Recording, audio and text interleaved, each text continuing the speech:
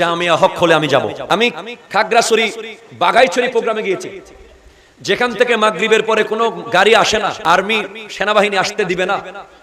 পরের দিন আমার জামিয়াতে 8:30টায় ক্লাস, রাতের 12টা বাজে আমি রওনা দিচ্ছি। বাগাইছড়ির মানুষ বলতেছে অসম্ভব, জীবনেও সম্ভব না। আমি বলছি জামিয়া হক হলে আমি যাব। আল্লামা সিরিকুটি যদি হক হয় আমি যাব। বলে একটু পরে সামনে শান্তি বাহিনী, তারপরে অমুক বাহিনী, তারপরে ডাকাত বাহিনী, তারপরে কত বাহিনী আছে। আমি বলতেছি আপনি আমাকে যেতে দেন।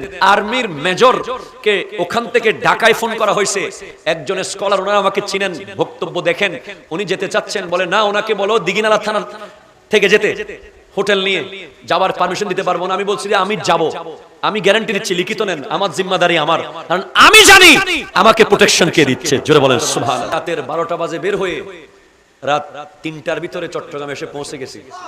কোন দিকে পাহাড়ের চূড়াগুলো পার হয়ে চলে এসেছি, কোন দিকে আলুটিলা চলে গেছে চোখের পলকে আমি নিজেও বুঝতে পারি নাই।